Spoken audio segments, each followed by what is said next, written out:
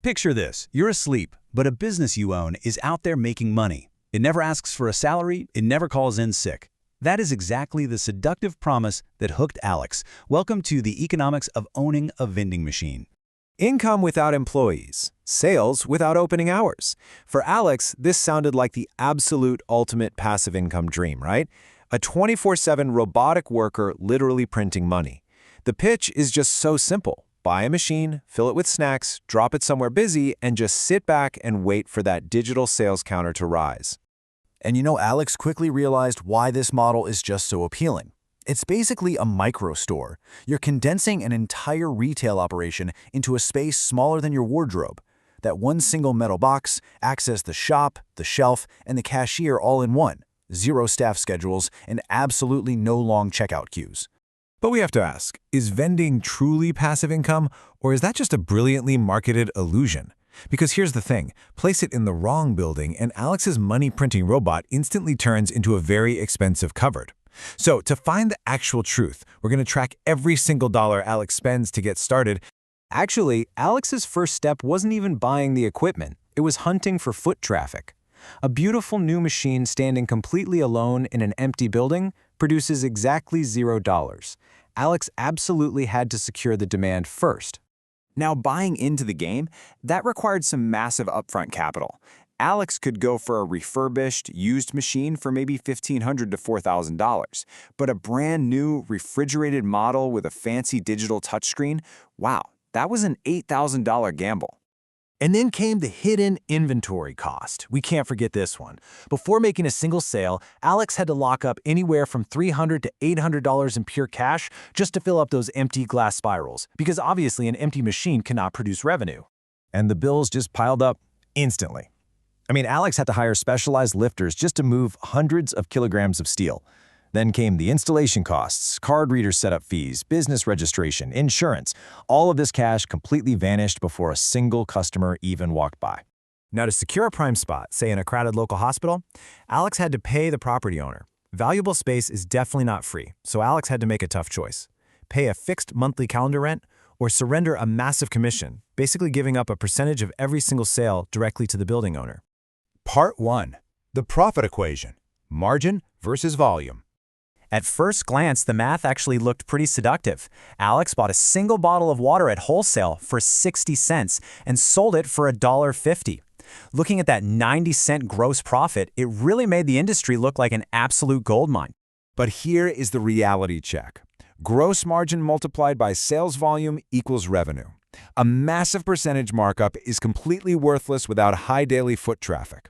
One single sale produces pennies. It actually takes 50 small margin sales a day to generate any real money. Alex quickly learned that daily foot traffic literally dictates everything. A polished luxury machine sitting in an empty lobby? It starves. Meanwhile, a basic, older machine packed with thirsty workers in a super busy factory?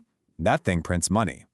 Then reality really set in. It's like death by 1,000 cuts, slicing up Alex's $1.50 sale. The machine collects the full retail price, sure, but that 90-cent gross profit shrinks rapidly into a tiny little net sliver once all the operating expenses take their turn. These are the silent revenue drains. Beyond replacement stock and those location commissions we just talked about, every single tap of a credit card loses a percentage to processing fees. Add the cost of 24/7 refrigeration power and maybe some occasional vandalism or theft, and wow, those margins are heavily squeezed. And just when Alex finally calculated a predictable monthly net profit, the true nightmare began. Unpredictable breakdowns. A snack spiral jams halfway. A card reader completely freezes. Or worst of all, a cooling system fails entirely, threatening to literally destroy all of that expensive refrigerated stock. Because an out-of-order sign didn't just mean a hefty repair bill, it completely ghosted paying customers. Meanwhile, unpopular products quietly passed their expiration dates, turning upfront cash into literal garbage.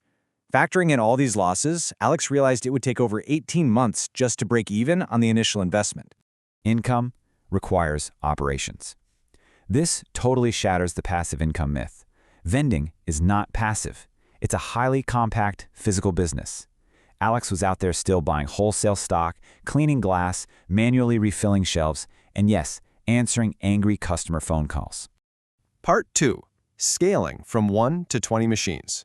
So because the margins on a single machine were just so exceptionally tight, Alex decided to scale up. Expanding to 5 machines finally spread that revenue risk. A weak sales month at the office building was perfectly balanced out by really strong sales at the local gym. But once you hit 10 machines, human memory and handwritten notes totally fail. Chaos took over. Alex absolutely had to invest in live digital inventory dashboards. Instead of driving blind, software dictated exactly which machines needed a refill, which saved massive amounts of fuel and time.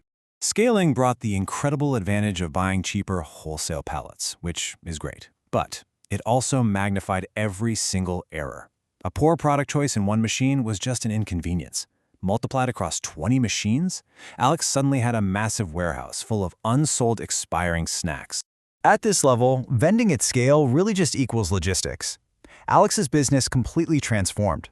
It was no longer this passive side hustle where they casually collected coins on a weekend. It became a highly disciplined logistical empire, constantly moving goods across the city. Alex learned that the most successful operators don't just own more metal boxes. They ruthlessly control 3 core elements: prime locations for guaranteed foot traffic, live data to prevent wasted trips, and hyper-tight operations. Only when all 3 of those connect do you actually generate a true profit margin. Having journeyed through Alex's story in this explainer, we've uncovered the rigorous math, the hidden fees, and the physical labor happening right behind the glass. So you really have to ask yourself, are you prepared to manage the complex logistics, or are you just in love with the illusion?